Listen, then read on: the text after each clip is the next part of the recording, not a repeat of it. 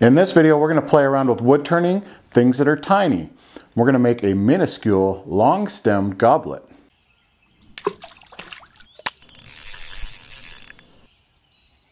Hey, thanks for hanging out with me in the shop today. One of the things I like to play around with while I'm wood turning is to make miniatures. And it's really kind of a lot of fun because there's no real parameters. I just get to play around with seeing how small I can go when I make an object because it's not really going to be useful. It's just for fun. So if you're having fun too, go ahead and give this video a like and subscribe if you want to keep this going. I'm Jason Geiser and this is Geiserwoodturner. Let's make a miniature long stem goblet. This is a piece of hard maple that was a little bit too small to become a honey dipper. It's only about 3/4 of an inch or less in thickness, and then it's about 6 inches long. So we'll go ahead and put that into the chuck with some pin jaws. And I've only got about 4.5 inches sticking out beyond the pin jaws here. I don't want it to become too long because then it'll vibrate. And when talking about wood selection, you'll want to choose a wood that doesn't get brittle when it's thin, something that's a little bit flexible when it's thin, and maple's good for that. One good way to try is just experiment for yourself and try turning some tiny things. Honestly, I broke more miniatures than I actually made when I first started out. So try it out, see which woods work best for you, and have some fun with it.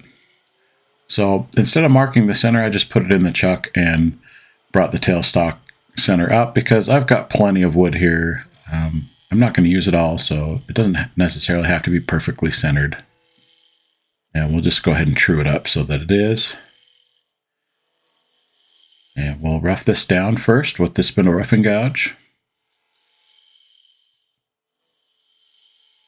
And just get that to a cylinder so we have something to work with. And leave as much wood as you can here because all the wood that you leave in this, it will support the wood that's over closer to the tailstock. And you'll see what I mean in a minute. You'll just get less vibrations. So now I'm just going to start to work towards the end a little ways, just to clear away some more wood. And just with my 3/8 spindle gouge, just take some of that wood away. Now I can remove the tailstock and keep working a little bit. And you'll notice that there's some vibration here. If you want to support the wood, you can, but I'm nowhere near where I'm going to have the end of this at. So I've got some room to work with. And so if it vibrates right now, it's no big deal. I'll want to support it when I'm making final finishing cuts for sure. So the first thing I want to do is clean up this end grain and remove that nub from the live center. And you can see the motion that I'm making as I bring in this 1/4 inch spindle gouge. It's a little bit smaller, but I'm dropping it in. And my bevel's lined up where I want to go, and the flute of my gouge is pointing off to the right. So it's a closed flute, and just bringing it in and cleaning up that end grain, making sure it's true. And you'll notice as we do this project that we'll stop and we'll sand a lot. And I'm going to go ahead and do that on this piece. I'm just going to bring in some 180 grit sandpaper and just finish up that end right now because I won't really have a chance to go back to anything later. So the more I can do now, I'll go ahead and sand and take care of everything while I can. So now we're going to get set up to do our hollowing on the end of our goblet here. So we'll hollow the goblet out. This is a 3-point tool, and it's really useful for just making a point or line in something, and it's just ground on 3 sides to a point, and you want to set that up right on center. And what we're going to do is we're just going to plunge that in and make a mark in the center, and this is just going to be a guideline and something to start our tool with so that we don't get off center because this is so small. We're going to take all the precautions we can so that we don't slide around or move off center. Now you can hollow this out with like a small spindle gouge or a small scraper, as long as it has enough room to get in there on all sides. So you're not rubbing on the bottom, you're just basically rubbing on the cutting edge on the scraper. This is the one I like to use. It's basically one of those 3-point tools. It's ground on 3 sides. and I left the top side flat, and then I put it in a jig and ground it like a gouge. So it's basically like a fluteless gouge with a lot of reach to get down into the bottom here. And it makes a little rounded scraper on the end that gives me a nice pleasing shape, because this is so small that I'm not going to be able to get in there and sand it at all. There's not really anything I can do. So I want to do all the work with my scraper here and make sure that I get a good pleasing form. And so what I do is I just plunge it into that little divot that we made. And then I will pull it to the left and just bring some shavings off of it. And I can plunge a little bit deeper and a little bit deeper until I have something that resembles a cup. It doesn't have to go super deep. This is so small, it's not going to be really visible. Then we'll go back to our 1/4 inch spindle gouge here. And you can use a bigger tool for this.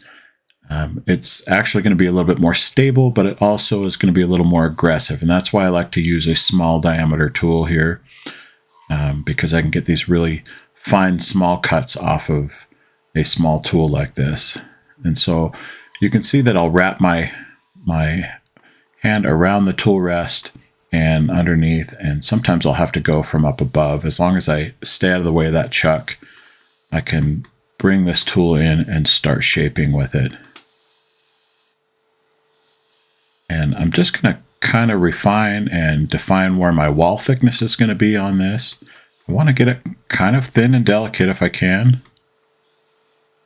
So we'll bring that down to where I've hollowed it. And then the tricky part is to match that all the way down if I can and try and make an even wall thickness. It's not really critical here because no one's going to be able to stick their finger down in there and measure with their fingers and tell you how thick the wall thickness is on your little miniature cup. So don't worry about it too much. Just try and get a nice pleasing shape that you like. So here I'm supporting it with my fingers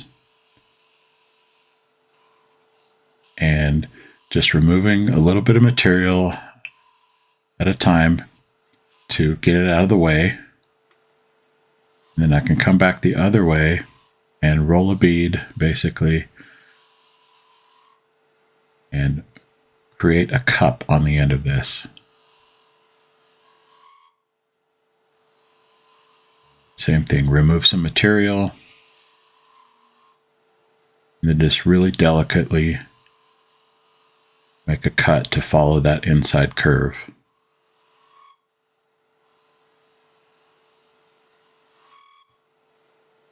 I'm going to have to start working this down to where I have like a neck or stem here under this cup.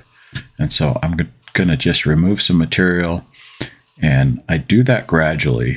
So I'll start taking a little bit here, then I'll work my way down. And you can see that I leave it really tall on the bottom to support all the wood that I'm removing here. And when I get down to where I'm really thin, I really only want to be removing maybe 3/16 of an inch or 1/4 of an inch at a time. And I find that that measurement helps me whether I'm doing something large or something small. So if I'm doing a larger long stem goblet, I really only remove about 1/4 of an inch when it gets thin down at the bottom. So we'll start working this down and getting it a little bit more delicate and a little bit more delicate.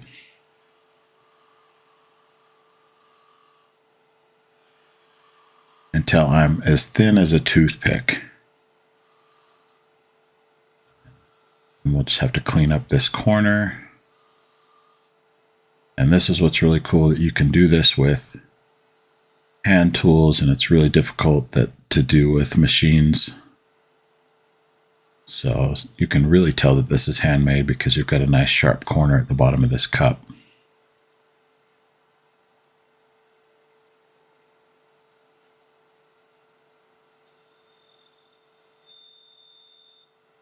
So we'll work that in really delicately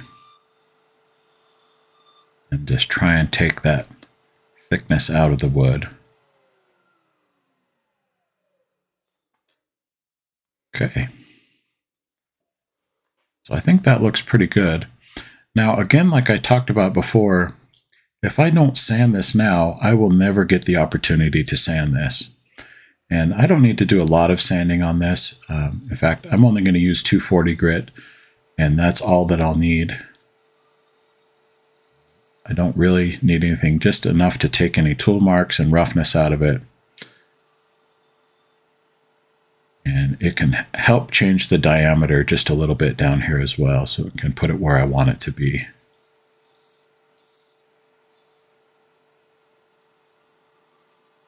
Now, if I wanted to right there, this is a pretty pleasing shape. I could cut that off and make a base on the bottom, and I've got this really tiny little cup that would look pretty cool sitting on a little tiny table or just anywhere where you have some other miniatures.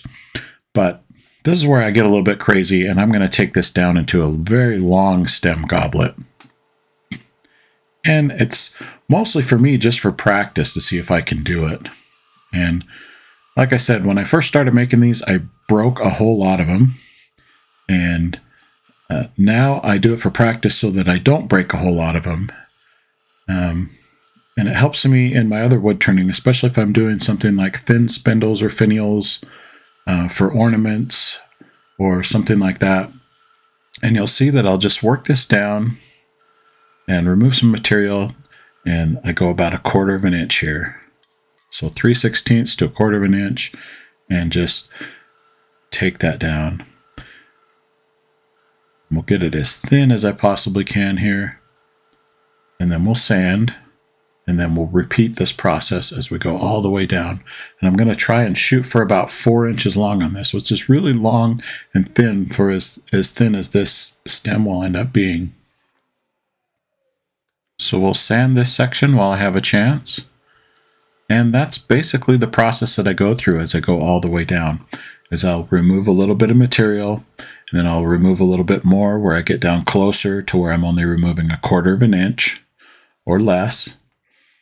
And then I'll sand that 1/4 of an inch and make it to the right diameter that I want. And this one's going to be really close to the diameter of a toothpick, which, as you know, can break really easily. So be careful and delicate in any of these processes that you do. And once you've sanded something, don't go back and sand it later, because just the pressure of sanding it or holding it while it's spinning even sometimes will be enough to break your piece in half. And that's something you really don't want to do. Although I do have to say that if you do have a failure like that, try again and try again. And that's how you get better and better at doing these. Like I said, I broke more than I made when I started out doing this, but I'm getting to the point where I rarely break anything that I make. At this point, the steps are going to become very repetitive. So I'm going to speed up the video here, and I'll let you just sit back and watch while I stop talking, and you can watch and see just how thin and delicate I can make this as we go all the way along to the end.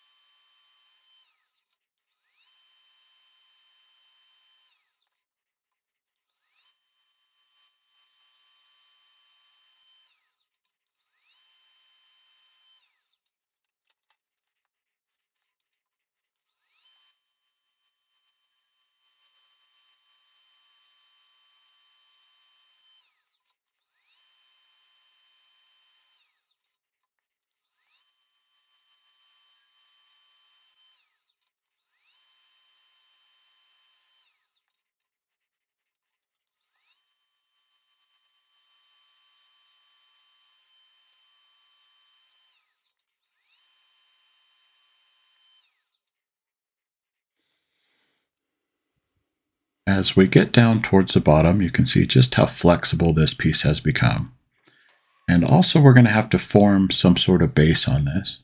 Now normally on a goblet I would leave the base just a little bit smaller or the same size as the cup that's on top. On this one I am going to make it a little out of proportion, a little bit bigger because this one is so tall. So I'll leave this a little bit bigger around and we'll just make a nice smooth shape that comes down into that stem. Try and rub the bevel as much as you can here so that you can get a nice clean cut that's shiny. There we go. All right, let's see how long we actually made this one. Bring in a ruler and looks like we're pretty close to 4 inches, just a little bit under, maybe 3 7/8 when we're all done. So let's sand up this base and blend everything into that thin shaft here on the bottom. And then we'll sand every surface here. And then I'll even want to take the sandpaper and sand up this side surface that'll be the side of our base. And that should be all that we need to do as far as sanding goes after this. Now we just have to part it off of the lathe, and I'll bring out my narrow parting tool, which looks absolutely huge compared to this tiny cup, even though it's only a 1/16 of an inch across. And we'll make a cut and a clearance cut, and then I'm going to take down a little bit of the thickness of this base to make it a little bit thinner. And we'll just work our way down, making cuts next to each other as we remove all of the thickness of this. And I want to make sure that I'm at an angle so that I'm slightly undercutting this so that the cup will stand up when I'm all done. It will probably leave a little nub on the bottom that I'll have to remove with a knife, but I'll just go in and support it with my hand. Get it really small. You can see how thin it's getting on that side. And then we'll go ahead and come in and make our final cut here and part it all the way off into my hand. You can see that nub that it left there. Now, it's pretty hard to show on camera, but this little nub is easily removed with a pocket knife. I've got a hook knife that I use for carving spoons, and I'll just make sure that I come across the grain and come from the other side and just slowly take that away. You don't want to take too big of a piece here. If you do, it could catch your knife and give you enough pressure to break the stem underneath, and that's something that you don't want. And there you have it, a fun little piece to practice your skills and make a whole bunch of people say, "How did you do that?" Keep on turning, and we'll see you soon.